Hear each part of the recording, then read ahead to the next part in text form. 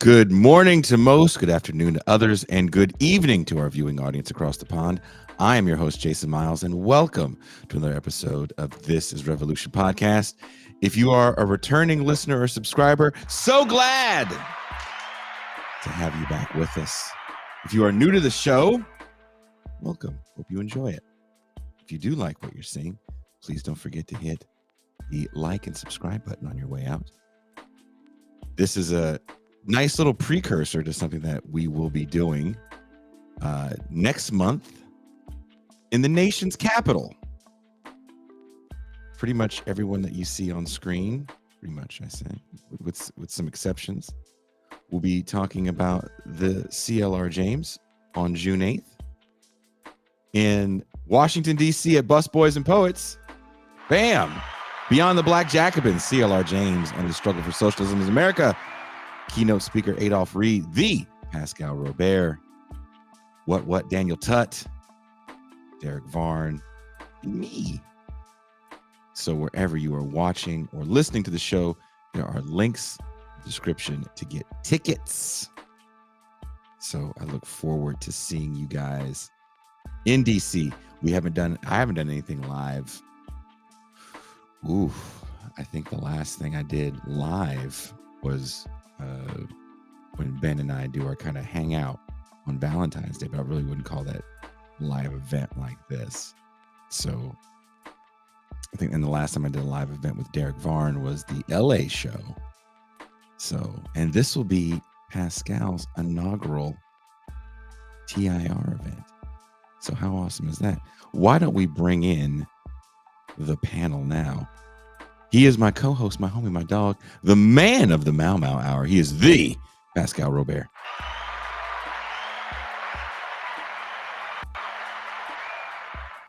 Peace and greetings to the chat. Peace and greetings to the audience. Peace and greetings, Jason Myles. And he could be the angriest man in the state of Utah. He could be the angriest man on the internet, or he could be the most lovable angry man on the internet. You make the call. He is C. Derek Varn.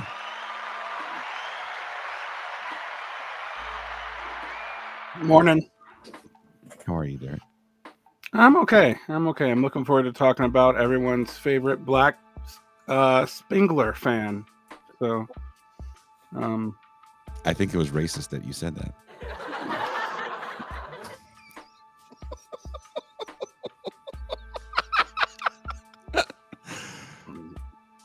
Derek Varn, the creator of some interesting words on this show. If you are a patron, then you are well aware of his way with the English language. Professor Daniel Tutt is a returning guest on TIR. He pretty much put together this live event we're doing here in DC and this show we're doing here today, which is May the 4th. Shout out to all Star Wars fans. I would assume Derek Varn would have some Star Wars stuff on, but he doesn't. Letting me know he's a Trekkie and a sellout. Yep. So he's letting me know Pascal is exempt from any Star Wars lore after he let us know that he doesn't even know. Hey, you don't even like Winnie the Pooh, so you're not allowed to even like anything Disney. Anything owned by Disney, you can't like now. Please welcome Professor Daniel Tutt. What's up? Good morning. Good morning. How are you? I'm okay. I'm okay. Let's bring in our guest today, our esteemed guest today, who's coming in from across the pond. John L. Williams, CLR James, A Life Beyond Boundaries, is an illuminating biography that delves into the extraordinary life and legacy of CLR James, one of the 20th century's most profound and versatile thinkers. James' work spans a wide array of disciplines, from Marxist theory and revolutionary politics to literature, history, and his favorite sport, cricket. Through Williams' exploration, readers gain insight into James' relentless pursuit of justice and his incisive critique of colonialism, racism, and exploitation. His life was a testament to the power of intellectual inquiry and political commitment as he crossed geographical, and ideological boundaries to engage with and influence movements across the globe. Williams's account reveals James as a figure whose contributions remain strikingly relevant today, serving as a source of inspiration for those committed to the struggle for socialism. Please welcome John L. Williams.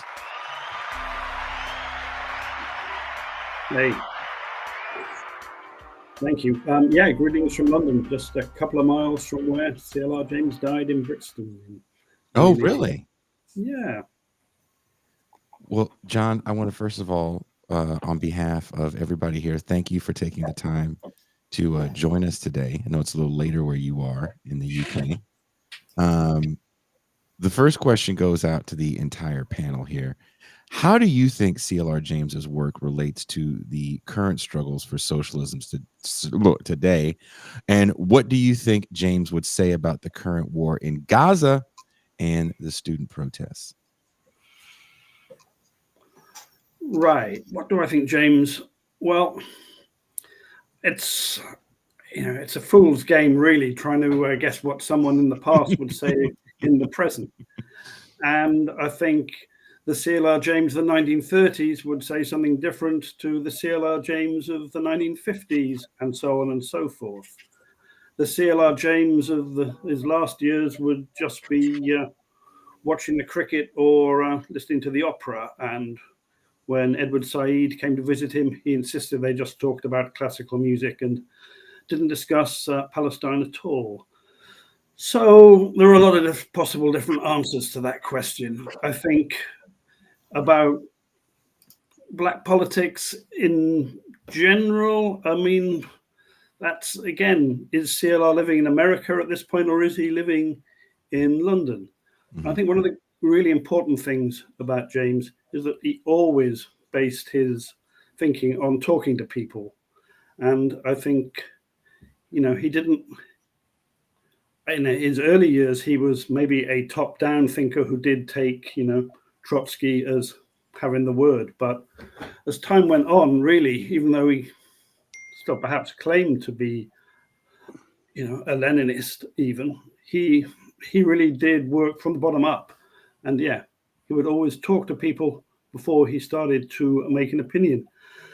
So I think if he was in London, he would point out the differences in the struggle in Britain against in America. So something like the George Floyd phenomenon means, it's not the same, it does not have the same resonance in one country as in the other. But, always he will be excited by, anything that looked like revolution that came from below. Wherever he saw a popular uprising, particularly one led by young people, he was going to be right behind it. As far as wider politics go, I'm pretty certain that James's focus will be on what's happening in the Ukraine. He was really the strongest politics of his life really were anti-Soviet. You see that almost all the way through, really, that, from his first book, World Revolution, through to his time, in the Johnson Forest tendency again and again, he was working against Soviet Russia. Was, in his last years, he was most excited by what was happening in Poland, the Solidarity movement. So I'm quite sure that the Ukraine and Russia is where his focus would be. Even this many years after the dissolution? Yeah, well, he would be 140 or whatever as well. People that age, they kind of they can get stuck in the past a bit. So CLR James was like Yoda, basically. Yeah, so. Daniel, what do you think James would say about what we're seeing right now? Let's say, John brings up a good point. What CLR James are we talking about? And let's say we're talking about a younger 1930s CLR James. What do you think he would be saying about what's going on right now? Yeah. Well, that would be the James before the Johnson Forest tendency and the James at the peak of his Trotskyism. I think in that scenario, James would take probably a more critical position on what he later endorsed as spontaneous social movements. I mean, keep in mind that part of the reason that CLR James is sort of a paradoxical godfather of the American left today has everything to do with his break from Trotskyism and his sort of pre-civil rights formula that was created with the Johnson Forest tendency, which really united kind of strains of autonomous Marxism with anarchism and put forward a kind of critical position vis-a-vis the construction of a socialist party and put all of the almost sort of trust in the spontaneous masses. So that orientation is very much in line with the kind of student orientation that now we're facing, this sort of almost like Marx in the 18th of Brumaire had that history repeats. So we are looking at the repetition of some type of May 68. Obviously, it looks very different than May 68 with the student question. And I think we should be careful because the demands of the 68 student protests were of a magnitude and of a scale which far exceed the demands of the students taking up the encampments today, which are very much singularly focused on the Gaza situation. You know, so they're not making bold claims about the revolution of capitalism. You know what I'm saying? Yeah. So we should be careful of this kind of anachronism, what we call anachronism of history.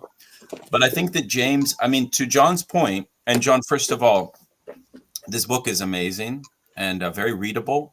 I really enjoyed it. Yeah. One of the things that that we can, you know, sort of look at is this question of James's shifting political, because, you know, there's this great American philosopher, Alistair McIntyre, and Derek Varn actually recommended this essay. I'm sure, John, you probably consulted it, but it's a philosophical analysis of the changes and the transformations in James's own political philosophy, right?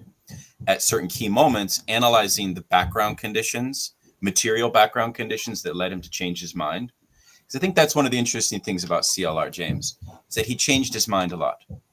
Yeah. And what's the meaning of changing your mind, you know? And how does one change their mind politically today in a way that is useful, productive, etc., right? Without getting canceled or alienated by the left and things of that nature also matters, right? So that is something that always is interesting about James, not only his personality, but what led James to adopt these different political positions over time. I think your book gives us a good sense of that. Would you guys compare CLR James and his, first of all, length of life? He didn't have such a long life, to someone like Du Bois? Pascal or DeBarn? Do you want to chime in? That's a very good question. Du Bois did live a long life. Du Bois also did change the tendencies that he supported on the left. He went from being a kind of straight-jacketed socialist in the earlier part of his lives to being a hardcore communist towards the end. I wouldn't say that they're the same because the political trajectory they followed would be different. You know, don't forget, Du Bois basically dies supporting the Soviet Union and Mao, while CLR James was completely averse to big state socialism, both in the Soviet Union, and it wasn't a big fan of China either. So I think that their tendencies in terms of how they viewed the manifestations of Marxists in terms of realpolitik in the world were different, in that the global project of how they manifested would not be supported by James, while Du Bois actually did support them. Derek, did you want to add something? Yeah, it's. I want to pick up on what Pascal is saying, but I want to complicate that a little bit. It really matters what time period you're talking about with James, on, like, particularly if you're asking me about the Gaza, the Gaza situation. In the 40s, he would have been pretty resolutely anti-Israeli, but primarily to piss off the Soviet Union, because Stalin was an early backer of Israel even before Truman forced the Pentagon to get over its shit and Well, Stalin also endorsed was it. not a fan of the Jews. Well, I'm not. That's a complicated scenario, and I'm not going to get into that right now. But the CLR James of the 50s and the Florence Johnson period, it's harder to say because Ruta Donetskaya, Freddie Forrest, one of the other members of the Florence Johnson period, was a Zionist. So that that was not an uncritical Zionist, but she was very much a Zionist. And in fact, her way of understanding that was that she always took the phrase that the proletariat is led by its most advanced sections. She always took that to mean its most oppressed sections. So she was basically supporting national liberation movements, and she saw Israeli politics in the terms of national liberation. I do not know that CLR James ever did that. In the 1960s, you have this turn towards Pan-Africanism and national liberation for CLR James, which is actually a pretty big deviation from his early stances. I mean, Trotskyists tended to be pro-national liberation, but on kind of complicated and strange, like they had a whole category of what kind of national liberation was good, and there's like a flow chart almost. And we also have to remember the kind of Trotskyist CLR James had been. Started off as a fairly orthodox Trotskyist, then he went into the Max Shachtman group, and then he went into the Johnson Forest tendency. But by 1958, he's a Pan-Africanist. He's very much in favor of national liberation, but he seems to be, remarkably silent on the topic. I mean, and even in the 60s, that would have been a much bigger part of the discussion. The Soviet Union had completely, for reasons both realpolitik and principled, had turned against its early Zionist stance. And it would be hard for me to guess where he would have ended up. And his silence on it actually seems to indicate that he would have avoided it. However, I can't see him seeing what we see coming out of Gaza and just being okay with it. Like, and that is a very different scenario. And he also, he was supportive of the student uprisings of the 60s. And this superficially looks like that. I think I say very superficially, because both the university context and the geopolitical context is actually vastly different. I mean, there's no Soviet Union. We're not in a great period of national liberation, No. et cetera right now. So I think he would have been kind of all over the place on the question, to be quite frank, depending on the time period that we're talking about. For good and ill, I think CLR James is a flexible thinker. I mean, there's certain things that are consistent, and it would be interesting to talk about. Like he valorizes Black culture and African culture as being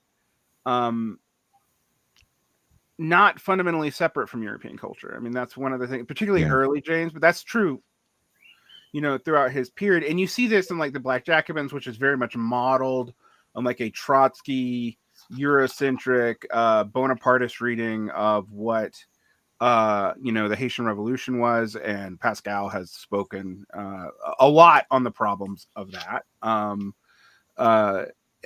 that very much comes out of his early Trotskyism and his fundamental belief that there wasn't that much difference between European and Black workers. I mean, and so in some ways he also, I mean, he's a paradoxical figure here because he's a Pan-Africanist, and in his 60s, he's he's an inspiration to people like Kwame Nkrumah, aka Stokely Carmichael, but it's the way he ultimately goes with all that. By the end of his life, he seems to actually kind of be reclining into the arts and the kind of like support for struggles, but and I would agree. The one thing I would agree with the biographer on this. I agree with most of what he says actually, but but the one thing I really think is important, that like anti-Soviet politics, is kind of a running theme in James. And what is interesting about him is, like, if you look at where the Shachtmanites go, eventually they either cut very far left like Hall Draper, or they cut right wing. They cut, they actually do. They're one of the movements that lead to the beginnings of something like we call neoconservatism. And well, Shachtman himself did not entirely go there. His immediate, like his predecessors in the 60s did. And the Marxist humanists today tend to be fairly strong defenders of the Democratic Party, even though they tend to like, organic uprisings of minorities and students still. But that is that's more Rudijanskaya legacy. So CLR James kind of has this kind of parallel position. His Black nationalist period, or his Pan-Africanist period, he wasn't a nationalist, actually, be very clear on that, but has inspired a lot of people who are more associated with Black power and Black nationalism later, which is surprising given that movement is not traditionally all that tied into Trotskyism at all. Like, he's while theoretically different Trotskyist groups were on board with that, the amount of people in that movement who came out of the CPUSA and traditional Marxist-Leninism had pretty much left the Trotskyist movement not having a whole lot of foothold in there. And we, James is not a Trot by the time he's involved in that, but he is coming out of that tradition and speaking to it. And so that also complicates things. So I don't think I do think it'd be very hard to know exactly what stance he would take, or whether he would talk about it and why. And I think the complications of the shifts of his own politics during his life, because his politics shift pretty profoundly every decade. I mean, in some ways, there's a core of stuff there, but it's constantly evolving, changing, moving, shifting to material conditions and who he's around and who he's talking to. And James was a very world-traveled man, as is established in the biography. So I don't know.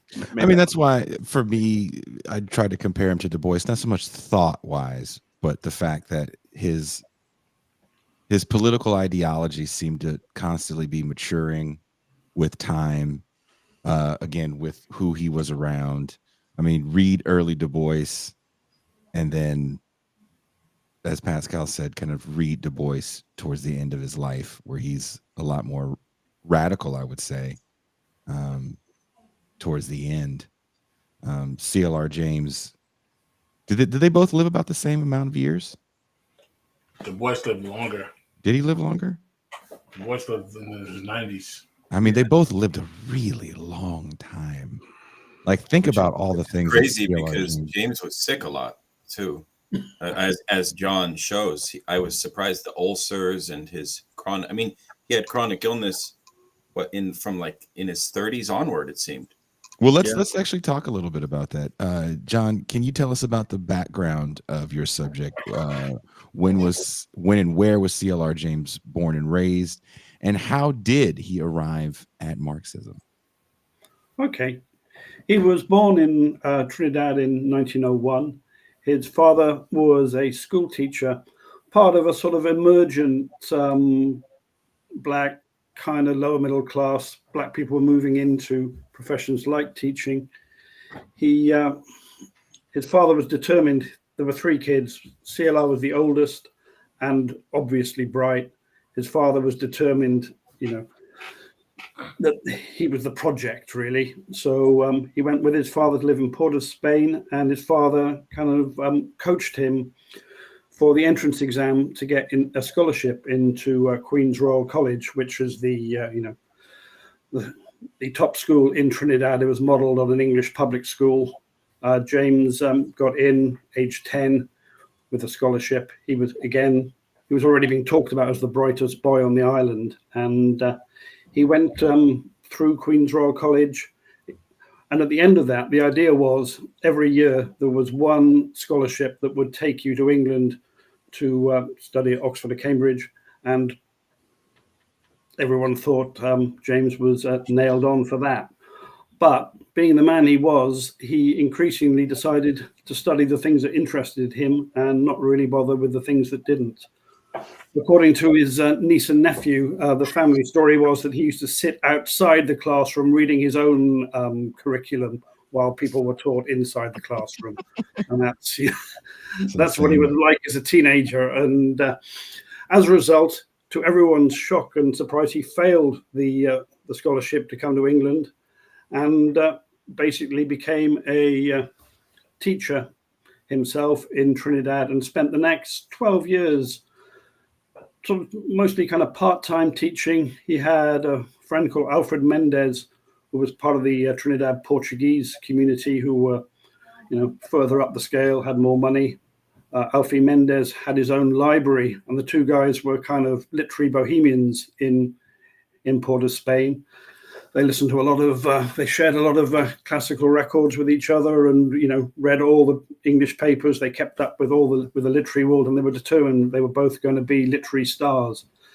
They both bizarrely went to live in, as it were, the ghetto of Port of Spain, in order to, get material to write novels. Both of them wrote novels. CLR said he wrote his in a month in the summer holidays, Minty Alley. So he's a proto hipster, is what you're saying. Yeah, they were totally, and they were guys who just wanted to make it in, they wanted to become stars of the English literary world. That was their ambition. But in the last few years that he was in Trinidad, he became involved in the kind of movement for an independent Trinidad. It wasn't a kind of revolutionary movement, but it was absolutely a movement for independence. And he started writing his first book, The Case for West Indian Self-Government, at that point. And then it looks like he's basically going to stay in Trinidad. He's married, but then his wife has a miscarriage, and he gets an offer to come to England to ghostwrite a book by the most famous West Indian cricketer of the time, Leary Constantine, who was living in England playing cricket. CLR went to join him. He went to London for a few weeks and, hobnobbed amongst the literati. And then he went up to Nelson in Lancashire, which is where Constantine was living and playing cricket. And it was in this northern mill town with a strong trade union tradition that he discovered, revolutionary politics. He met a guy called Fred Cartmel, who lent him the first volumes of Trotsky's History of the Russian Revolution. And that really changed everything for James. At that point, he was, he discovered revolutionary socialism and came back to London and immersed himself in that world. So, from then on, his kind of course. So you're saying through some friends he knew from cricket, he found revolutionary socialism. Yeah, exactly so.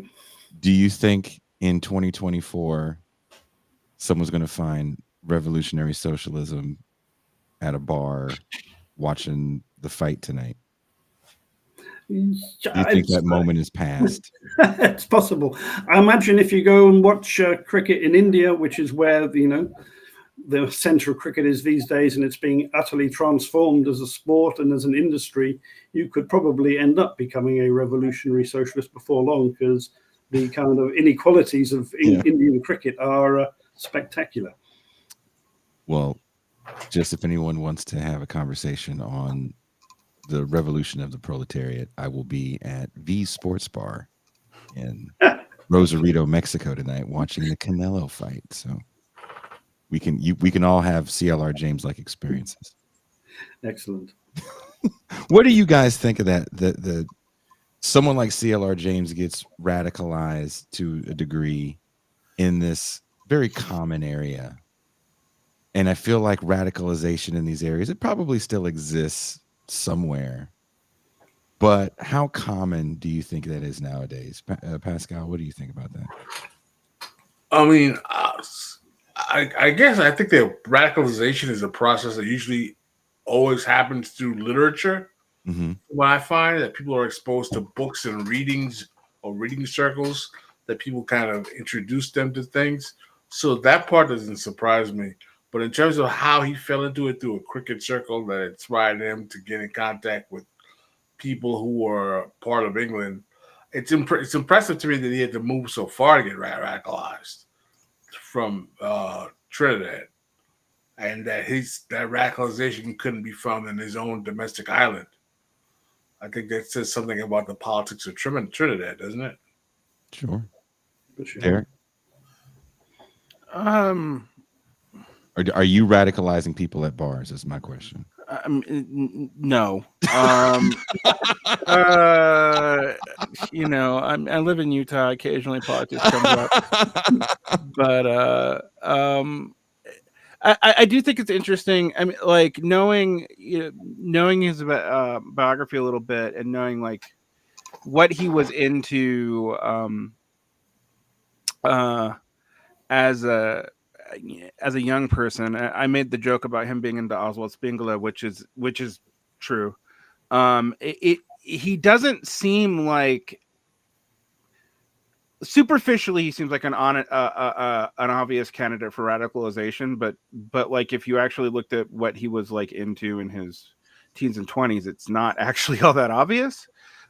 So I find it interesting that cricket's what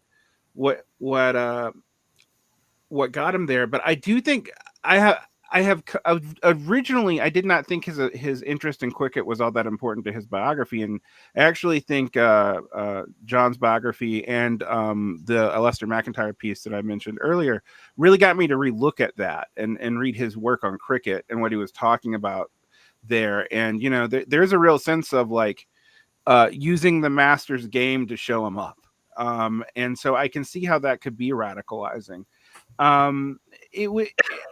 It would be hard to imagine that now because all these sports have been so much more professionalized, even in, you know, Europe and whatnot, where like sports teams are often community owned by law. It's and by community owned, I mean the entire community owns it.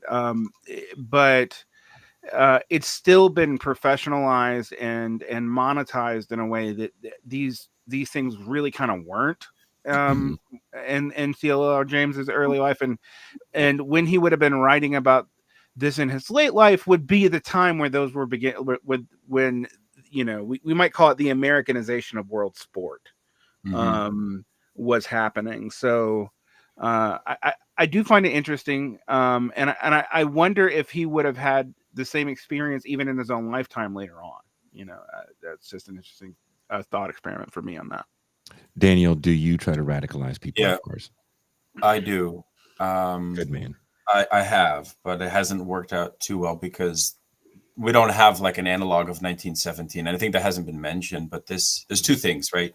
And I'm not a Trotskyist, so I'm going to say some positive things about Trotsky, even though I have obviously immense critical things to say, because you say something positive about Trotsky and then people flip out and be like, no, you see, I think there's two dimensions. One is 1917. Mm-hmm. So on the one hand, James is hobnobbing with other Black intellectuals who themselves are playing catalytic roles at an elite level in African contexts that are on the cusp of revolution, right? In London, yeah. So he's talking to these people. He is interested in the theater. Trotskyism is itself a very theatrical production in the sense that Trotsky wrote a book about the theory of Russian language, right? Which is still seen today as one of the finest contributions to the study of the Russian language. And he's an autodidact, just like James. Trotsky is. Trotsky learned like 5 or 6 languages while he was in prison. So there's a certain romanticism about Trotskyism, which is undeniable. The other thing is that if you had an oratorical charisma, yeah, if you could speak well, that was the name of the game in the Trotskyist circles. That's how you attracted people. James was drawn to Trotskyism because that allowed him to speak. And I think probably, John, you probably would agree, very much liked the challenge of public speaking. And it's a craft. It was a craft. It was a craft. It was a, he said, I will speak for 46 minutes. Okay. And he spoke for 46 minutes and he stopped. Or I will speak for 23 minutes and then he stopped. And that's something that happened even when he was teaching at the community college in Washington, D.C. So there's a certain wild autodidacticism and romanticism. And also James was trying eventually to get the Black Jacobins turned into a theater play, right? Mhm. So there's this theatrical dimension, right? This is not the age of social media. This is people coming together to convert people to revolutionary socialism, right? And so while the Trotskyists, by the way, always made fun of James and alienated him, thanks to John's biography, I realized this, precisely because they said to him, you're too bohemian for us. You can give a good speech, but you don't know how to, you're not a worker. Like, you don't really know about the workers. I was curious what John thought about that, actually, but that's my thought. Derek, I know you want to say something. Well, and I want to pick up on that a little bit because I do think we have to talk about the specific kind of Trotskyism that he was attracted to. I know I said that earlier, but Shachtmanite Trotskyism was in some ways the most critical of the Soviet Union. So, in Trotskyist spheres, there's a range of critical opinion, and one of the things that actually caused James to break is he did not feel, that the Trotskyist party is not only were they ostracizing him, they're making fun of him, they consider him a true worker. That's all true as far as I can tell from the biographies. It also seems like they became too defensive of the Soviet Union. So I mean, there is particularly in the 50s after the Khrushchevite thaw. There were a lot of Trotskyists who adopted defensist positions towards the Soviet Union, that it was a deformed worker state, but it was a worker state, and so against the West, we had to defend the Soviet Union, but you hoped for some kind of internal reform or permanent revolution to change, to finish debureaucratizing the Soviet leadership, but that we should defend the Soviet Union in interim. James and the Johnson Forest tendency did not get on with that, and that is something to think about. So there's kind of two things there. I think there's a very personal kind of frustration with the Trotskyists and their workerism. Although I've always found Trotskyist workerism kind of selective, if we're completely honest, because most of the Trotskyist leadership were not workers. So like, it's an interesting thing to look at. But in other ways, James isn't that different than other people out of that milieu, because like I mentioned, Hal Draper comes from the Max Chapmanite tendency. So there was this group of people who, from that tendency, veered closer and closer to both, say, left communism, such as counter-communism, and anarchism. The idea that the USSR was state capitalist, that comes from two sources. That comes from Bordegism, which it's pretty boring, and it comes out of anarchism. I think the other thing that we have to look at is that, like, the Shachtmanite tendency, like, it disproportionately produced intellectuals and leaders that really came to a head in the New Left. I mentioned Hal Draper. Michael Harrington was part of the right wing of the Shachtmanite tendency that did not become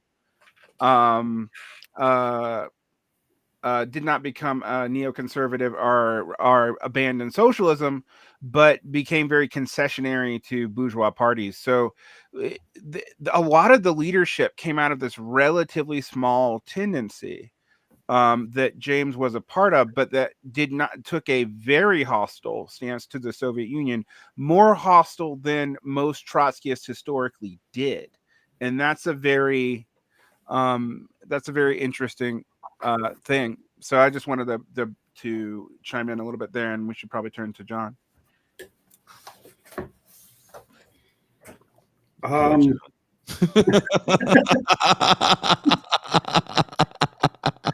I mean, the one of the obvious point about it is Trotskyism is this is 1932. You know, that the world is in absolute ferment. That we're about. You know, we can see the rise of fascism on the way. You know, these choices of political viewpoints are not. You know, it's not like he went and read every manifesto he could and then decided on Trotskyism. I think it was an emotional response to a febrile time. You know. Well, okay, so how does he find Trotskyism, and then how does he leave Trotskyism? Okay. Well, he finds it, as I say, he's introduced to it in Lancashire by Fred Cartmel. He then goes back to London and he meets the other, leaders of English Trotskyism at the time. Inevitably, he joins one party, which then splits into another party, which splits into another party in the traditional fashion. And then he's sent to the States in, it's either the end of 38 or beginning of 39, on a speaking tour. And this is where he meets James P. Cannon and joins the Socialist Workers' Party. He goes to Mexico to meet Trotsky, and Trotsky is initially impressed by him. And they discuss, the role of how Trotsky's party works with Black people in America. And James puts forward the idea that Black people were both part of the struggle, but could organize separately as part of the struggle, as opposed to, as he saw it, Trotsky, who seemed to almost believe that Black people were somehow a geographical minority in America who could be treated separately from the rest of America. I think James set him straight on that, though James himself had only been in the States really for a few months at this point. So he was kind of winging it, as it's after he comes back from seeing Trotsky in Mexico that he takes a boat to New Orleans and travels up through the South to Washington and discovers, what up to that point he'd been in New York and LA and hadn't really seen American racism in full flight, and that obviously made a huge impression on him. But Trotskyism at that point, the Socialist Workers' Party were lacking in any Black leadership and were very keen to welcome him in. He was a fantastic speaker. He was charismatic. He was, you can see compared to the other, to James P. Cannon, he was a lot sexier as a speaker. However, after a few years, it's a rivalrous group, the Socialist Workers' Party. James clashes with Cannon. He clashes with Ernest McKinney, who is the other major Black player in the Socialist Workers' Party, who is much, is a Black American who is rooted in Black American politics and much more in actual worker politics. And that's where the stuff about James not being one of the workers comes from McKinney and Cannon, I think, which pushes, and if in doubt, James's modus operandi was to find the people who agreed with him and lead them off, on their own path, which is what happened. And step by step, you end up with the Johnson Forrest tendency, which is full of some really brilliant people, but is absolutely tiny. Switching gears a little bit, I know this is a Pascal question here. CLR James famously said, the race question is subsidiary to the class question in politics. And to think of imperialism in terms of race is disastrous. But to neglect the racial factor as merely incidental is an error only less grave than to make it fundamental. Can you elaborate on his meaning here, John? I got to say, I think he says it pretty clearly there, and it's difficult, isn't it? I mean, it's such a. I mean, I think a lot of James's thinking ultimately is kind of utopian, and he can see the way forward, but it's not necessarily a way forward that was available at the time at whichever time he was talking. He's always seeing, I think, a better world.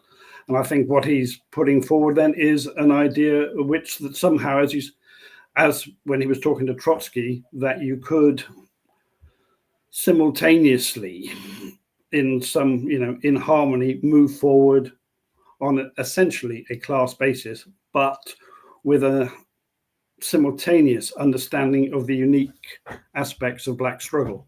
Mm-hmm. Pascal, did you want to say something? Yeah, I mean, one of the things that I find interesting about CLR James is that first of all, I'd like to admit that I do find him interesting. Is that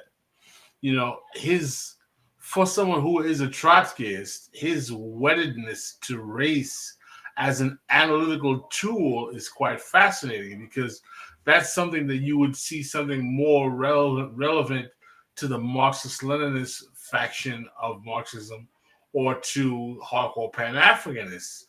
But it's, there's one thing that he says famously, that he believes that, all Black people should stick together because they have a common enemy.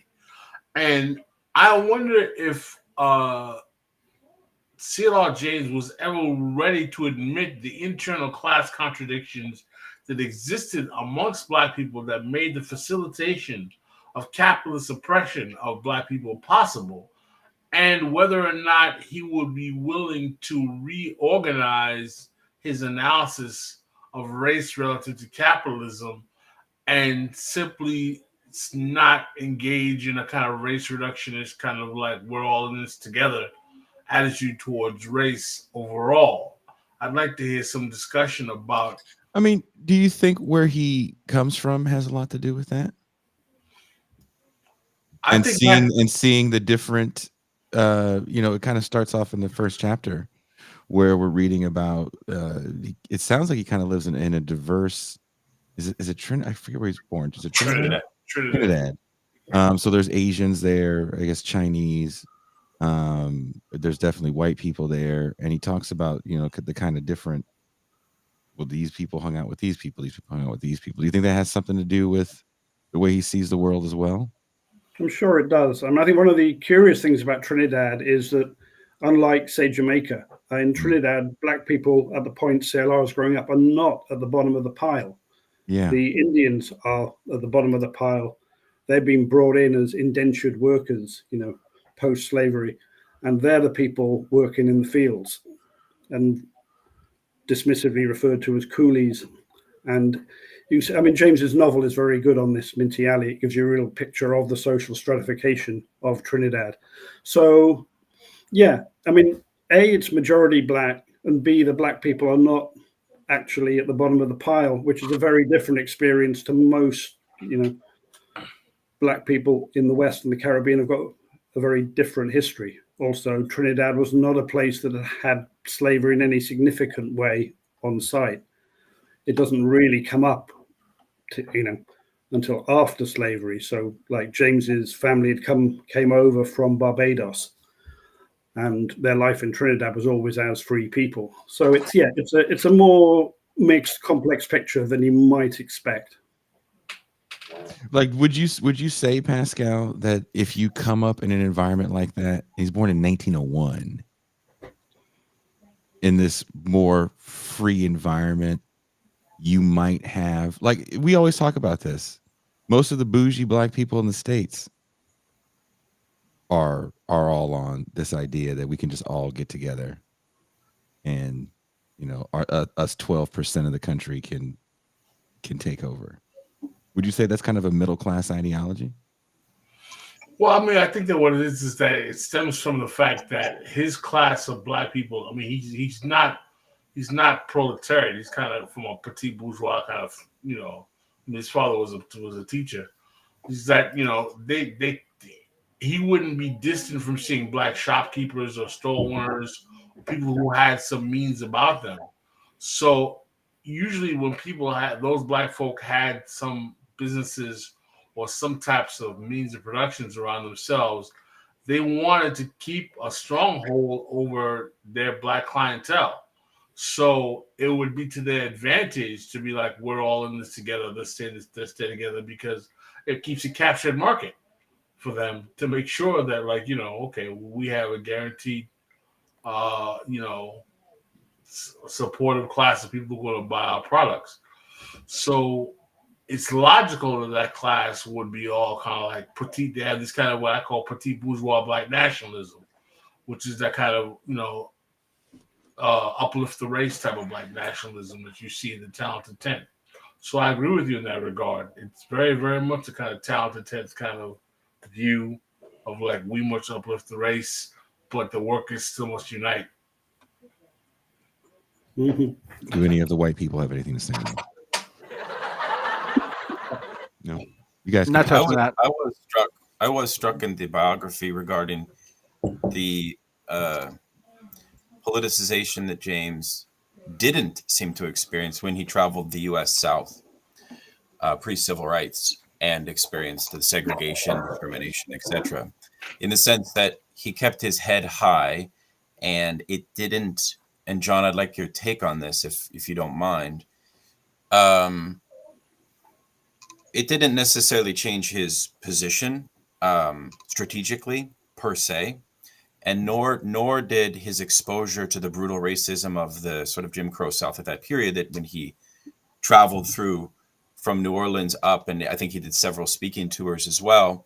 The other thing you mentioned, of course, is that when he gave speeches to predominantly black audiences, they very much resonated with him, but they also, like the Trotskyists, saw him as an outsider because of his English accent, and he had this aristocratic form of speech. And so James's story is an interesting story of a kind of individual non-belonging. And that's an interesting motif, in this notion of boundary. Precisely like he is never truly had a group that he could call his own. And I think that ties him to the Trotskyist movement as well, given that the Trotskyist movement has this theatrical emphasis on the intellectual, right? And it also ties him to this notion of cosmopolitanism and a particular theory of revolution, which would rely on the intellectual. I'm thinking here, for example, of his intimate relationship with like Nkrumah, with Kenyatta, and some of these other elite black intellectuals that were leading revolutionary movements, and of course, the whole structure of the Black Jacobins itself. So there's a certain question even to Pascal regarding, can James think the black working class, right? Or is there a kind of latent yet benevolent form of leadership that may be kind of elitist to a certain extent in James? Or is that too strong of a claim, right? I know that goes to Pascal's critique of Toussaint L'Ouverture and the position that James portrays him in the Haitian slave revolt. So those are some questions that I have, which is maybe to John, if I could, Jason,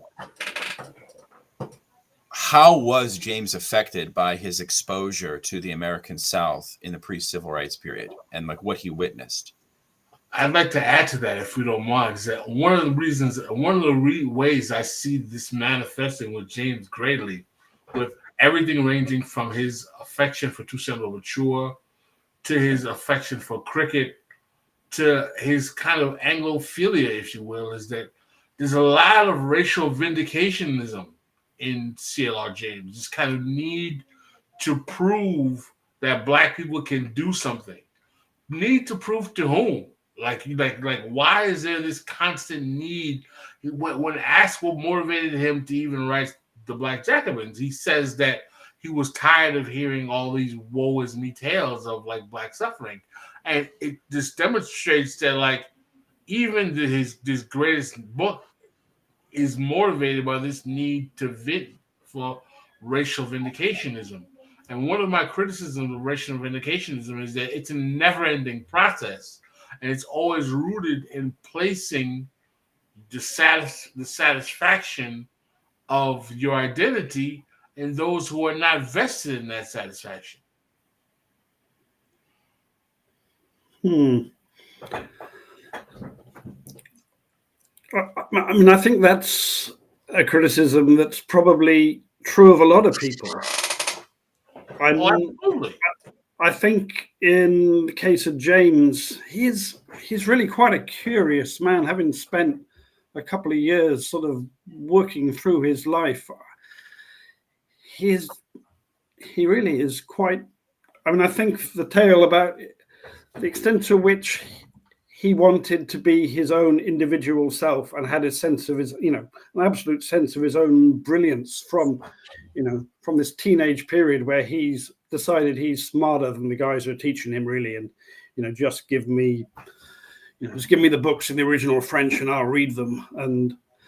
And that's how he was for, when he arrives in London, he goes to see Edith Sitwell giving a literary talk, and she refers to an American writer who James then gets up to the floor and says, "You're talking about William Faulkner now, aren't you?" And she's like, "Oh, gosh, yes." And yeah, maybe he's doing that to show off, to say, look, black people can know this stuff too. But I don't think so. I think he was really just saying, I, CLR James, know this stuff. I think he had a sense of his own exceptionalism. And I think that's very, when he's in New York and he's married to Constance Webb, who is this, beautiful, much younger white woman. And she sees the racism, the looks they get, the kind of, and so forth. And what he says to her is, just keep your head high, ignore them. That racism is the kind of shit that gets on your shoe. And that's, he could only get away with that in New York. That wasn't going to play. And I'm not sure he did spend very much time in the South thereafter. I mean, he goes to Missouri briefly, but generally he was in New York or LA, which were much safer places to be. But throughout, I really think James saw himself as himself. And he liked what he liked, whether that be Thackeray or The Mighty Sparrow or Trotsky or Chopin. He was sure of himself utterly, and he didn't really care what other people thought, because he knew he was right and you just had to follow him. And if he suddenly decided overnight that his group was going to pivot from an analysis of Soviet state capitalism to reading Moby Dick, then sure, they're all going to follow me and read Moby Dick. And they did. But that's the kind of guy he was. He was not, I don't think he was trying to prove anything to it. I don't think he felt a sense of inferiority that he needed to show, look, I can just be like a white guy. I think he just was like, look, I'm CLR James. I'm brilliant. Just follow me. It is interesting, John, that his political books didn't get, well, with the exception of Black Jacobins, really were ignored. Precisely, I think you're right to point this out, that the popular press, because of McCarthyism and so on, didn't really, but that tarnished him in a certain way, right? And that's actually a good way to understand, I think, why he wanted to write the American Civilization book, which never was published, and why, well, also, obviously, I think folks should know, if you don't know, that James wrote a very interesting work on Herman Melville, which he also, I think, tried to turn into a play, which was partially written while he was in prison at Ellis Island, while he was having intense stomach ulcers, and it sounds like he was not in the best health. Right. So he, that's actually something that I sort of admire from the craft and the work standpoint as a writer, that you have this chronic illness, you're imprisoned, and you produce a work of art, which you read today and still somehow makes us think in the comfort of our fancy computer machines where we can copy and paste. You can still produce something so great, and then it gets published and the mainstream world ignores you, even though your whole strategy was to try to allure them in, right, by using Melville. So that stuff felt certain tragic for me. I don't know how you felt about that, John, but Yeah, I mean, I think he didn't. Oh God, I'm forgetting the guy who he was friends with, who was in the SWP, who was a famous literary critic of the 40s and 50s. Oh, anyway, it doesn't matter. by the 50s, increasingly get interested in kind of works of popular sort of political literary criticism, if you like. When he comes to England, he's very keen to meet F.R. Leavis, who is, you know, if you like, an establishment literary critic, but one who is, you know, talking about politics, using literary criticism to talk about politics, and is writing bestsellers. I mean, one thing that really I think people haven't picked up on, who haven't, I guess, like me, been a freelance for like the last 40 years, is that James was a freelance guy who never had any money. He didn't have a job somewhere. You know, he wasn't attached to a university till he was like 69 years old. So he was always actually, apart from everything else, trying to think, how can I make a living out of my ideas? And by the 50s, when he's got a wife and child, those questions are really quite important to him. So he's looking at these popular books and saying, right, I could do that. I could do that. I'm going to take Melville. And he tries that, but he, you know, I'm not sure how much he tried to get a mainstream publisher. In the end, it's essentially published by Johnson Forrest, and it became part of his campaign to stay in the States.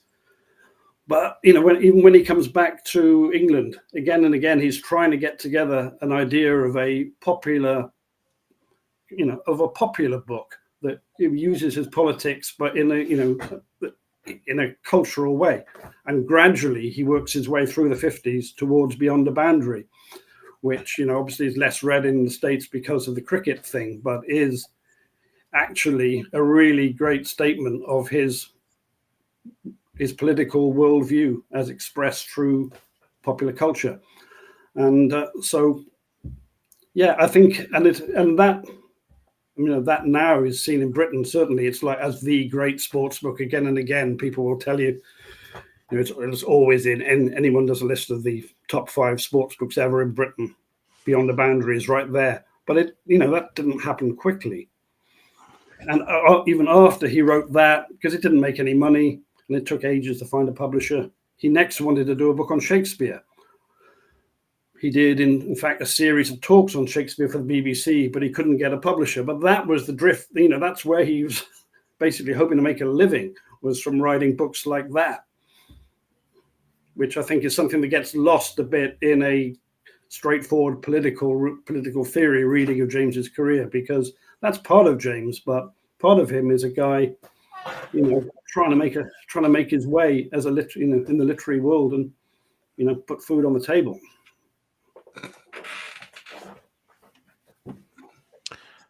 I think that element's actually super important, and it's one that in my prior studies of James, I just didn't catch up on, that he's basically, I mean, to put it in like vulgar Marxist terms, he's on the bottom end of the petite bourgeoisie and trying to avoid being lumpenized, to be completely honest. And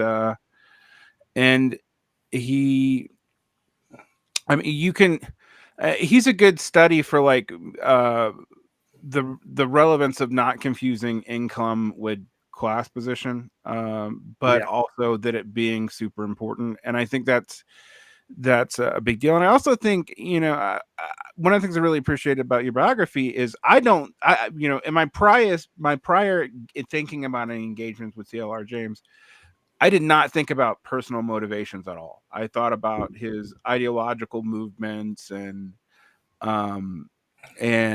associations and his responding to key events. But, you know, like, I also know that my own political trajectory is based off like, well, this one Trotskyist guy pissed me off, so I never like took his group seriously. You know, like, you know, stuff like that happens all the time, and it's important to consider that when you're dealing with this. But I think what I appreciated about the book too, is that it put those things in tension with each other to some degree, and I think that's really important for understanding these figures.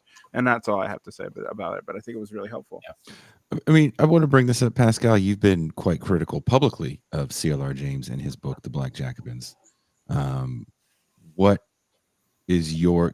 I know you don't like the way he, in your opinion, valorizes Toussaint Louverture. I think it's completely a misplaced evaluation of Toussaint Louverture. I mean, the main reason why the political economy of Haiti becomes so devastating after the Haitian Revolution is because of the model that was adopted of Toussaint Louverture, and he turns the Haitian Revolution into a narrative of racial vindication when underestimating the class tension that exists amongst the black slaves. In terms of, he doesn't highlight the fact that Toussaint Louverture is a Creole black born on the island, while there are African Bosals that he basically keeps in almost a semi-slave state.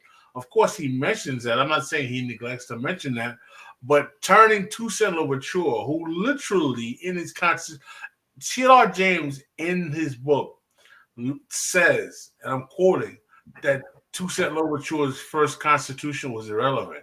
Of course it was irrelevant. It was irrelevant to your narrative because in that constitution, Toussaint Louverture agrees to bring back the importation of slaves to the island. You know, so this notion that Louverture, I mean, what the problem I have is that CLR James, a black Jacobin, is the wellspring from which all of this kind of like Louverture hero worship stems, when Louverture never fought Napoleon in his life in a battle and won. He's captured before Napoleon's army is really taken to war. He was a counter-revolutionary figure who at best wanted to emulate the white plantation owners. You can just say quickly, I mean, I think CLR probably would have agreed with you later on. You know, I think he continually would say to people, he would encourage people to do more work on it. He certainly said that he felt he had overplayed CLR and underplayed the role of them, you know, the masses, if you like. Yeah, he wrote that book in 9 months or something. It's, you know, inevitably it's flawed, and I think, you know, it tends to get put on a pedestal as a perfect, you know, piece of work, and he knew it wasn't. He absolutely felt there was much more to be done. He did what he could at the time with the time he had to do it. Daniel, did you want to add to that?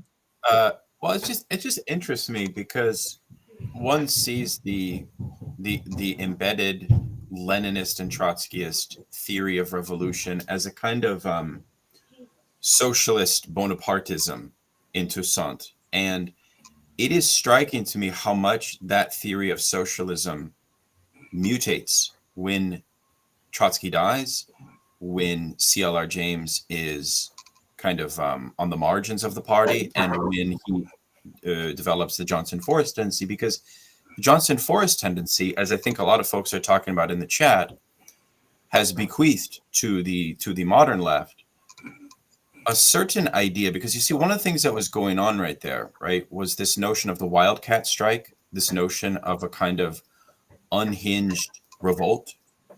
This is right at the time when Marx's 1844 manuscripts are being released, and they're bringing it into Detroit auto factories and so on. So the theory of leadership of the Toussaint Louverture as a kind of template for thinking revolution, my question actually is like, is that kind of gone? This is my question maybe to John. You see my point. The Johnson Forrest tendency is a kind of break with that elitism, is it not? Yeah. I mean, the Johnson Forrest tendency is, I mean, it's really complicated, and I missed half of that question because I was thinking about something else.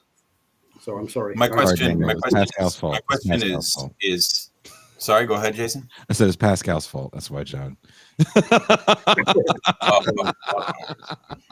No, I'm just simply saying that one of the things that's interesting about Black Jacobins, right? It's kind of like a trans-historical intervention, right? It's an intervention into a theory of contemporary leadership. So it's a really interesting way to play with a theory of modern revolution, where he's making a kind of homology between the Bolsheviks and Toussaint. And so Pascal has questioned that homology, is kind of what I'm hearing. But maybe my question is first to Pascal, which is James's theory then kind of not compatible maybe with Lenin? You know what I mean? I think that the notion, I think fundamentally, Toussaint Louverture is not a revolutionary figure. He's not a revolutionary figure because in the ultimate, what he's interested in doing is refining a political economy where the means of extracting labor from the Africans is simply not chattel slavery, but is actually a form of peasant servitude that weds them to the island and is just barely as brutal as slavery. And what I'm trying to say to you is that the reason why 70% of Haitians are dispossessed of any land in Haiti to this day is because that's the model that continues in Haiti throughout the 20th century, that continues in perpetuity. So what I'm trying to say is that the problem of the narrative of the Haitian Revolution is that the counter-revolutionary figure is considered the hero of the revolution, and the guy who actually is the liberator of the revolution is the guy that CLR James is the one who calls a brute, which is Dessalines, which is actually not even an effective narrative on Dessalines because he was always deemed to be more brutal than he actually was because he was the actual threat to the political economy of slavery, because he was the one who put an end to the transatlantic slave trade. So what I'm saying is that it's as if to say, frankly, a Marxist is giving praise to someone who wanted to continue slavery and neglecting the person who was actually the revolutionary socialist in the narrative. Derek, you want to say something? Yeah, I want to say something about that. I would agree that that's a problem, and I've always agreed with Pascal that that's actually what ends up happening. This is not a defense of James, but this is to look at the historiography of the time period. That reading and also the misrecognition of the semi-feudal nature of parts of the United States in our quote bourgeois revolution was super common in both Trotskyist and frankly also in Soviet readings of what the American Revolution was about. You see this in William C. Foster's reading of the American Revolution, etc. There's no dealing with the kind of I mean, they admit it's there, but it's like superficially there. But you still have to like valorize the bourgeois revolutionaries and like founders of national liberation. But there's not really a proper reconciling entirely, except in Black Marxists in the United States specifically, who are operating under the auspices of the Comintern, but aren't really the voices the Comintern actually chooses to write like official histories of the U.S. There's a real sense of like not dealing with the true contradictory nature of a lot of these figures that are valorized. And in the case of Haiti, I agree with you that like missing Dessalines and misrepresenting Dessalines, while I think pretty common at the time, is a huge big mistake. And I think realizing that there's a you know feudal character to what Dessalines actually, I mean, not Dessalines, to what Levenshire is actually doing is also important because it reminds you there's a feudal character to what's going on in the South in the United States too. And that's not, I don't think, what dealt with all that well in Marx's historiography until probably Du Bois. I mean, I think Du Bois is really the first person who really really does try to deal with it. It's just really interesting reading that early 20th century Marxist literature because you would think they would be able to recognize it, but they don't. Like it's also interesting that James didn't write a book on John Brown because you would think that he would love John Brown. I mean, of course, Du Bois's book on John Brown is incredible, but yeah, I mean, it's. I wanted to hear more from John about that, about perhaps like the way that the Black Jacobins also played into the intellectual circles, which again, based on your book, John, were pretty small circles, you know, of these various revolutionaries that all really admired James. Was their admiration for James because of the Black Jacobins primarily? Well, I mean, it depends at which point. I mean, one thing I would say about coming back to the point about portrayal of Toussaint Louverture is that, pre-James, there was already a romantic history of Toussaint. There were books that already, like popular books, that had made him out to be a hero. James, before he writes Black Jacobins, there's the play that he does with Paul Robeson playing Toussaint Louverture, and that must surely have influenced him towards. He must have been strongly biased towards the idea of Toussaint as the hero, and and as I say, it all happens pretty fast. He's not spending years there. He's digesting a lot of stuff really quickly through the prism of politics that are still really new and in flux. And he did what I think he felt was the best he could at the time, and absolutely, he would, I think, take it on the chin that he got Toussaint wrong, and in the books.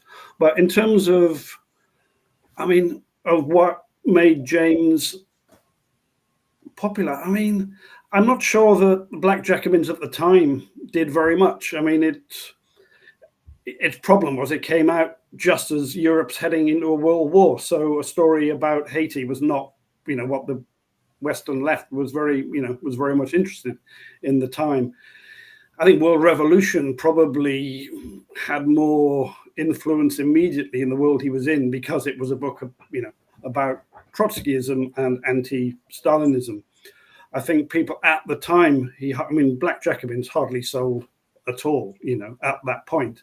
It's really the 1960, the Penguin or vintage paperback that comes out in the States in the early 60s is really the point at which that book gets, any traction out in the world. I think really up to that point, James's reputation was essentially on his public speaking and his charisma. There's again a thing one doesn't really like to talk about, but he's basically an incredible, he's very tall and he's extremely good looking, and he has got charisma, and these things really matter. And that's why he continually had a small group around him, because if you met him, you were transfixed. But that, the actual writings didn't really go big at that time, because either they were books that didn't really sell, or they were more, they were things written for small party newspapers. So his reputation at the time, I think, is very, he's extreme. He's a cult figure, if you like. Amongst the people who've come across him, they think this guy's extraordinary, but he's not, it's not till the times change that people sort of catch up with James, if you like, in the 60s, that people start to say, hey, this is a major figure. And people then go and look at Black Jacobins, because suddenly in the politics of the late 50s, early 60s, it's, it becomes vital. Whereas when you're just heading up to World War II, it just seemed, interesting, but not really where we're at. Is CLR James popular with a lot of white intellectuals in the 30s and 40s and 50s as well? Like I'm not sure. He was a figure on the London left. People knew him. I wouldn't say he was. It's a small world in which he was. Yeah. Even then. Yeah, even then he wasn't. I went through all the newspapers and so forth. He hardly gets his name in, say, in the Guardian newspaper till the late 70s. He's, Beyond the Boundary crops up, but he's, prior to the 60s, he's only in the newspapers because he's a cricket reporter, not because he's a known political figure. Pascal, in America, that's Britain. America, again, I think because apart from anything else, he was undercover in America through, through the 40s and early 50s, writing as Johnson. And I think there were people again who in New York who met him and admired him, people like Richard Wright. But as for white intellectuals, that tiny amount of white intellectuals who were part of like New York Trotskyism admired him.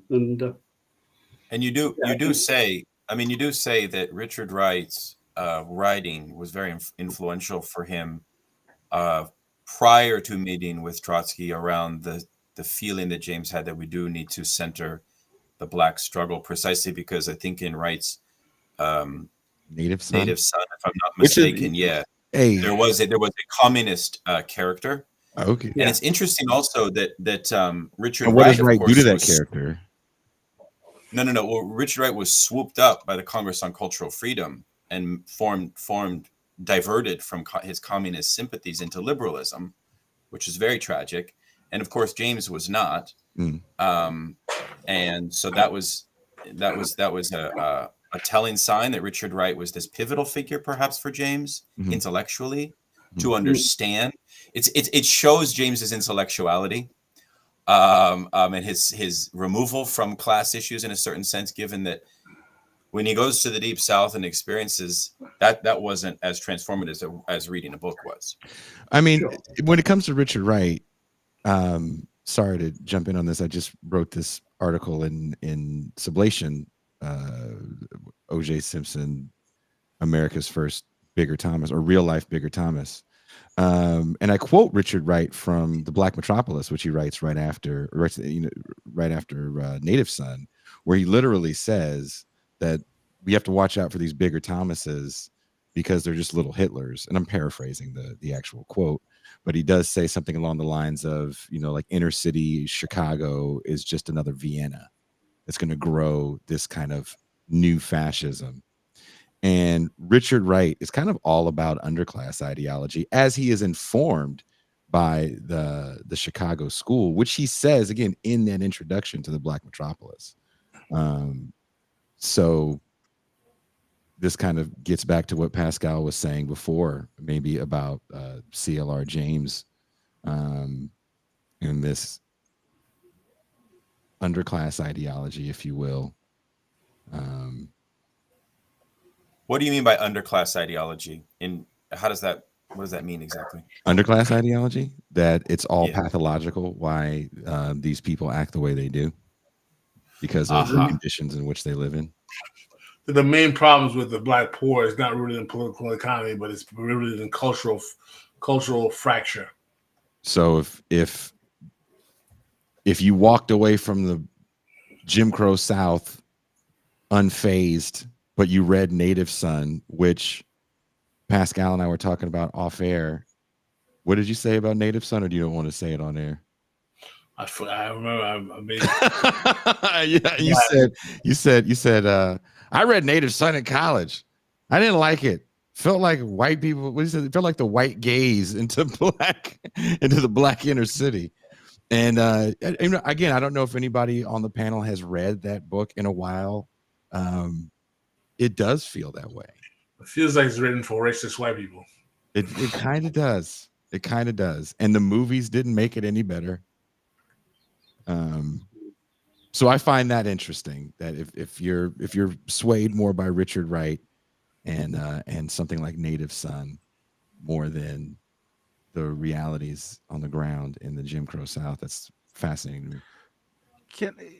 I would like to ask something about maybe James here to think about this, because I was thinking about this in terms of what Daniel was talking about. I went through all the CPUSA key, like big thinkers of the 50s and saw how many of them got caught up in either the Congress for Cultural Freedom or just general defections from Marxism and the fragmentation of the 60s, where, all these groups like split apart pretty significantly. I found it interesting that James was not really considered part of that. Do we think that's because his Englishness, because he was never a part of the CPUSA in the first place? Because he was not read in this general, like, we like the Black Power turn with like Harold Cruz and we talk about Richard Wright, but I mean, James Baldwin, another person who went from Marxism to liberalism over time. Like, this was a super big move in the 60s that was, I mean, very common. Robinson is kind of exceptional because he doesn't get caught up in this. And so why do we think the CLR James was not associated with these people? Because he doesn't seem to have enjoyed the popularity of James Baldwin and Richard Wright amongst like I have one thing. I have radical one liberals idea. or whatever. Okay, go ahead. So, and John, I want your take on this, given you're much more versed in this after written the book. James is an unshakable Marxist-Leninist, and it's very evident when he goes through the South. He has Hegel's logic, just like Lenin did, and he's writing his book on dialectics, and he's more engrossed in a study of Hegel than the kind of racism that he's experiencing. I think the folks around him probably partially admired James, given the veridicality or the intensity of his investment into the Leninist tradition, which I think was unshakable, whereas a lot of younger intellectuals could be swayed out of Marxism. I don't think that was ever an option for James, and I think everybody knew it. But I'd like to hear from John, perhaps. Well, I mean, I think you're right. But somehow, I think increasingly, that's how he would situate himself if you asked him. But what he actually did much of the time didn't necessarily have all that much to do with that, particularly after Notes on the Dialectic, which he wrote in Las Vegas while speeding crazily on barbiturates, I think. And and that was almost, I mean, it's an extraordinary episode in his life. It's almost kind of manic, really, the way he wrote that. He was writing thousands and thousands of, impassioned words interpreting this incredibly difficult to interpret text. And after that, he then really pivots towards the book on Melville and Moby Dick, to writing about cricket.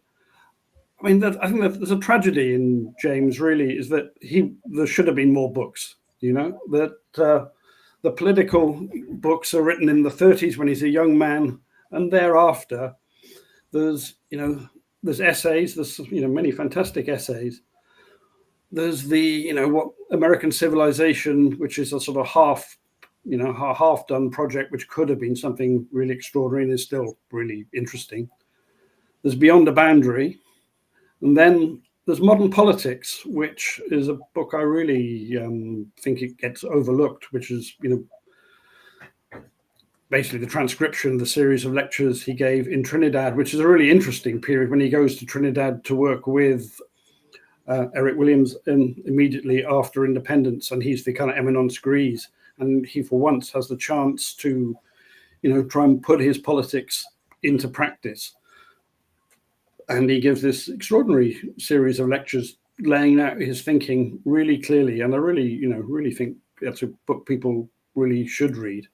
But after that, there's the Nkrumah book, which is really something he started but didn't finish because he couldn't get a publisher for it, so he just had to put it aside. Wow. These are the actual conditions under which he had to work, and really, had he had some kind of professorship or whatever, some kind of Guggenheim, he could have, he would have written a lot more books. And part of James, looking back at James's work, is where I think the 30s stuff looms very large because a lot of what he thought later on wasn't properly put forward in book form, which is a great shame, as I think there are unwritten James books. Speaking of James and his books, he was a mentor to, was it Walter Rodney? Mm-hmm. Yeah. Can you speak a little bit about his mentorship for people like Walter Rodney and his relationship with Kwame Nkrumah? Yeah, well, an interesting thing. Another way of looking at this is that after he wrote Beyond a Boundary, he was 60 years old by this point. He'd been in Trinidad and, done it, and in the end had fallen out catastrophically with Eric Williams, who wasn't, which too complicated to go into right now to answer this question. But he was the son of a teacher. He'd been a teacher in his early years in Trinidad, and really in his later years, perhaps his greatest contribution was as a teacher. Later on, that would be in Washington, but with a formal post for once. But before that, in London, he had this kind of informal kind of study group of young West Indians, Walter Rodney being the best known of them, who came round to his flat, and James would talk. And there's a great portrait of him by V.S. Naipaul, who's, this man had an absolute God-given gift for talking. And yeah, in this sort of ordinary flat in a boring North London suburb, James kind of educated a whole generation of West Indian revolutionaries in the history of revolution and much else. Pascal. That sounds like an amazing flat to be able to visit.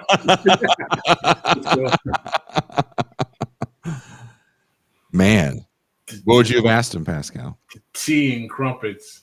Yeah. If we have a time machine and we can take you back to that moment in time, Pascal. You're in the flat. You, James, Rodney. Who else is in the flat? I asked him if he thinks that Daniel Bez' theory of mass politics. You'd ruin it all by bringing articles from the president. This is a theory that the end of mass politics is upon us. Bollocks.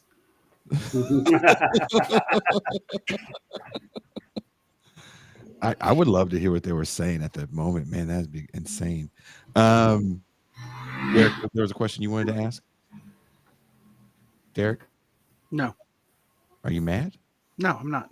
Sure. I think I would say we're doing our event in Washington, D.C., John, on June 8th. And part of the reason we're doing it in Washington, D.C. is because the first teaching job that CLR James got was in Washington, D.C. at Federal College. And he comes to Washington, D.C. in the late 70s at a time of pretty profound depoliticization and the rise of what we 60s. Call late 60s. Yeah. Oh, my bad. Okay, so will you say, really, it was that early? I was mistaken. That's crazy. March 69. Okay. But he becomes a kind of muse once again to a whole generation of new Black leaders. And could you say something about, because there's a wonderful image of Ralph Featherstone, who was murdered by the FBI, kind of like Fred Hampton, is not as well known, of him seeking James's mentorship at a bookstore in Washington, D.C. And then I think 2 weeks after they meet, you probably researched this, John, Featherstone is removed by the FBI, or assassinated rather. Could you speak about how he was a mentor to the, at that time, declining Black radical movement? What did they get from him? Yeah, well, it's kind of interesting when you see the reading list, because he's brought over to Federal in '69 to teach on the Black Studies course, and so he's asked to come up with a reading list, and the reading list is, it's so Jamesian. This is, Black Studies in 1969 in Washington. It's Aeschylus, King Lear, Marx, Melville, Du Bois, 2 books on Frederick Douglass, 6 more books on Marxism, and 11 books on Abraham Lincoln. Fuck. Oh, man. Fuck. Wow. Clearly somebody had a word with him, because in the final reading list, Malcolm X's autobiography appears alongside this. but he doesn't think that Lincoln is a world historical figure. Remember, in American Civilization, he doesn't think that Lincoln is. He actually thinks Walt Whitman is more significant as a historical figure than Abraham Lincoln. Would you like to expand on why that is? That's weird. I saw that. I remember reading that in American Civilization and being confused by it. Because James is influenced by Spangler in his theory of historiography, and a world historical thinker contributes a form of thought which doesn't exist in the world. Abraham Lincoln is a culminator, but he's not an originator. He's not an original figure. He just instantiates something that had to be done. Right? Yeah. Walt Whitman is an original thinker. James is always drawn to originality, to something totally new, which is kind of weird because Toussaint L'Ouverture is not. It's strange that he chooses him as a hero. Anyways, maybe he matures, but I think that's the basic idea. So, but I don't want to interrupt John there.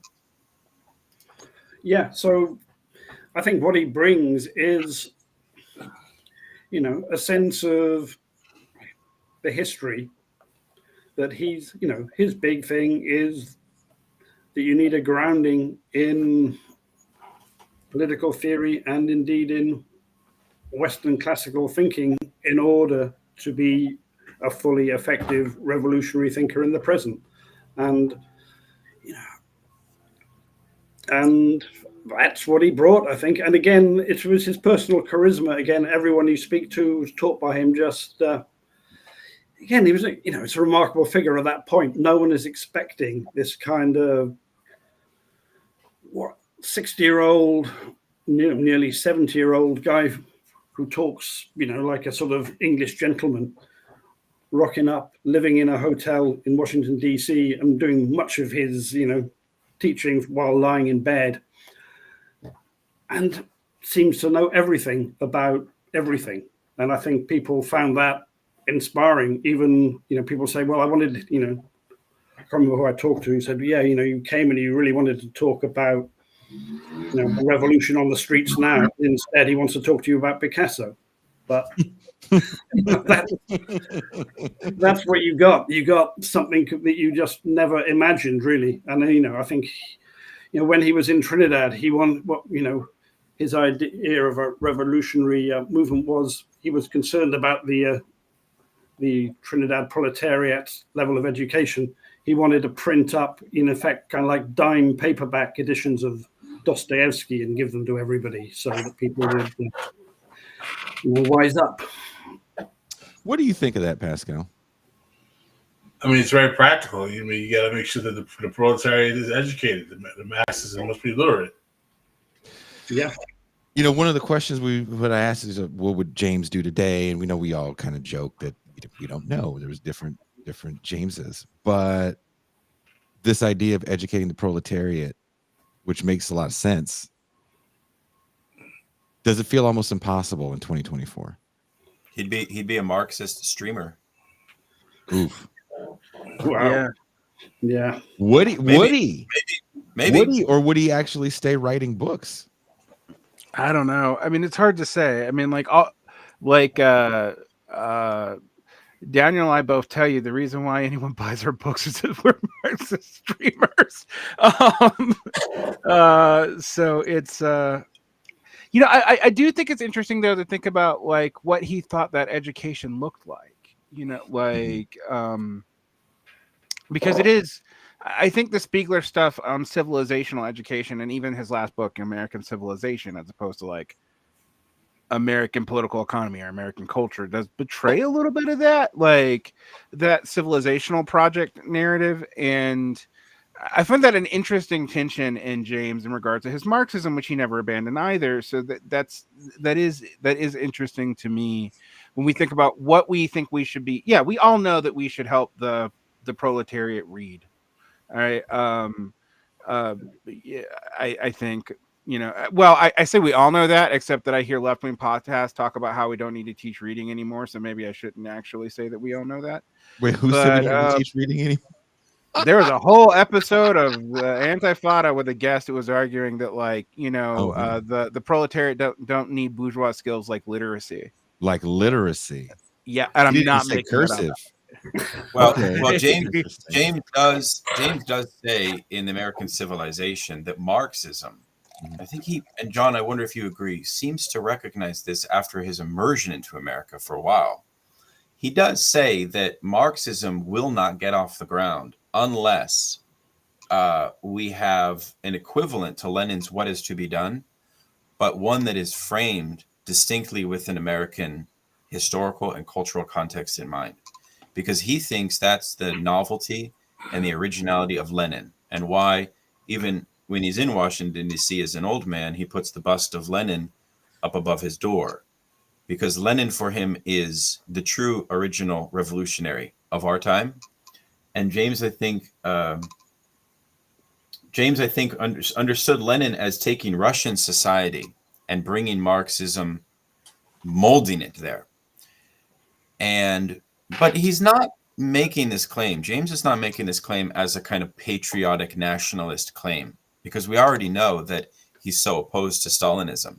I think he's making it as a cultural intellectual claim about how socialism could only blossom on the precondition of it being of America understanding its destiny as a world civilization.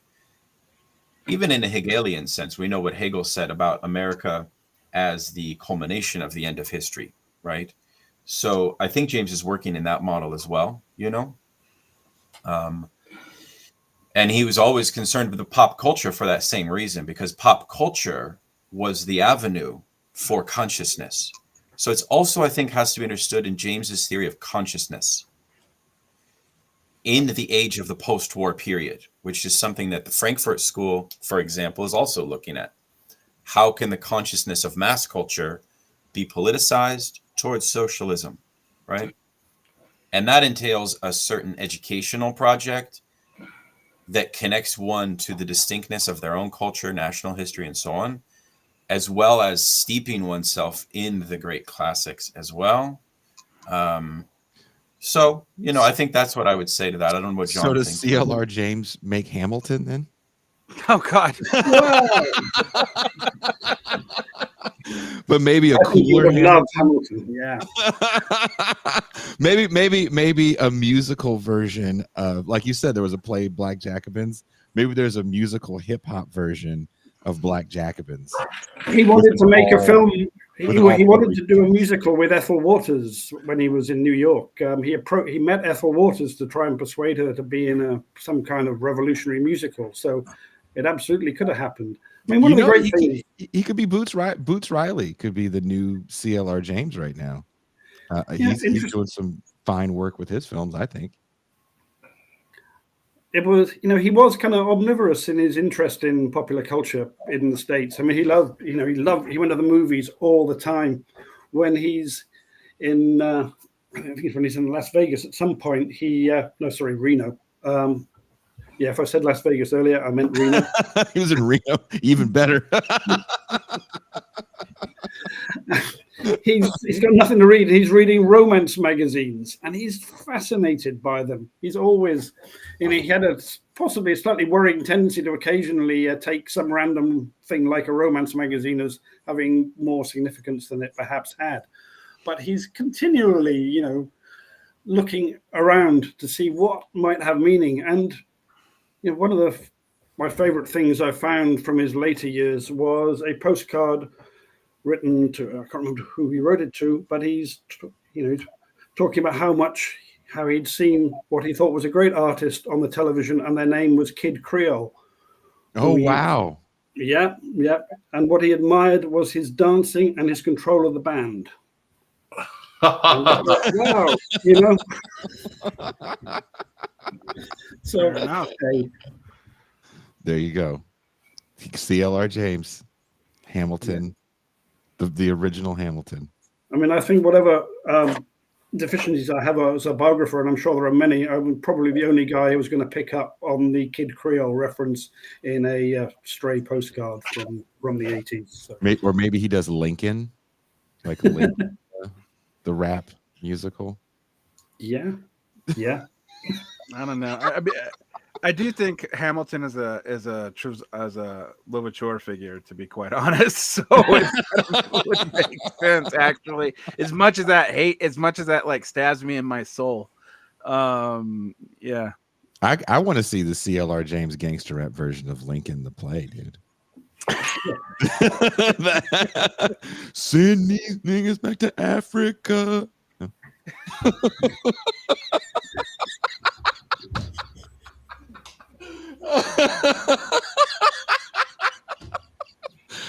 Pascal's just like, damn, we were this close to actually being monetized.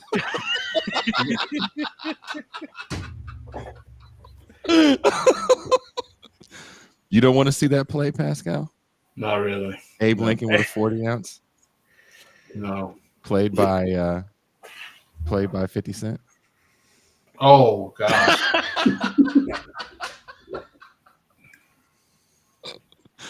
I'm down for that.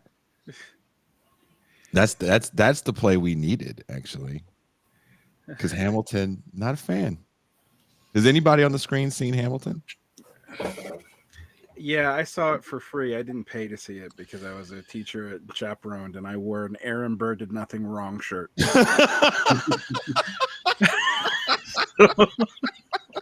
It can't. When the shelter in place was going on, the Disney Channel was playing it for free. Yeah, my stepdaughter loved it and learned all the songs and played them and sang them pretty much incessantly for about a year before it even came to Britain. So yeah, I am kind of familiar. John, first of all, Sorry to hear your that. stepdaughter dancing around the house singing Hamilton songs is a reality show in and of itself. That's the show America needs. Yeah. But the fact that you had to witness it, you have our sympathies. Thank you. But I want to remind people that June 8th, here we have an image again. If you're in the DC area and you enjoy what you're hearing, come out June 8th. Beyond the Black Jacobins, CLR James and the Struggle for Socialism in America. Adolph Reed, Pascal Robert, Derek Varn will also be joined by Vanessa Willis and Billy Bunton. It's going to be, I think, a very interesting conversation. I'm putting a link in the chat right now. Thank you very much. What Daniel Tutt for handing me that link. And also, if wherever you're watching or listening to the show, there's links in the description to the live show in DC. And of course, the first thing on the description of the show, before we even talk about the show, is a link in the description to John's book on CLR James. So I hope that you get a few copies of this book out because, as Daniel said, it is a very easy read. I'm not going to lie. When Tutt had sent the book, I was like, oh, guys, it's going to be one of those academic books where I need a thesaurus and a dictionary next to me to read it. And it was not. It was not. And I appreciate that. Derek, did you enjoy the book? I loved it, actually. And I did like it was relatively easy to read. And I learned a lot about CLR James's personal life that contextualized things for me, like I said earlier, that I did not know. And that was very helpful for me because because there have been times where CLR James's like turns and theoretical turns were like, I don't get why he did that. And I don't, there's still times where I'm like, I don't get why he did that, but I think I have a better idea of like the complications that were driving some of this. Cause like I said, like we can't deny that like personal development actually does play into these thinkers like roles, and just as it plays into ours. I mean, like I said earlier, there's plenty of groups that I didn't join because somebody was an asshole. So did it change your view of CLR James, or did it help shape your view maybe of CLR James, Pascal? It actually put him in the context of how much he shifted so much intellectually. And it really made me realize how much of an Anglophile he really was. Mm-hmm. And it also really made me realize how much most people really just know him through Black Jacobins. Even though that's not what the book concentrates on, I really learned to realize that his thinking is much broader than that book, but people are not aware of him because of his other readings, his other writings. And we keep getting this question. Does anyone know if CLR James supported the America in the Vietnam War?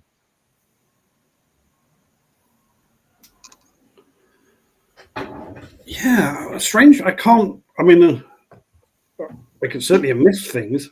I can't recall anything about it in his in anything I read, any letters or whatever, which is bizarre when you think about it. But yeah, Well, I mean, the way you make him sound, he might have had an opinion, but he would much rather talk about, the opera.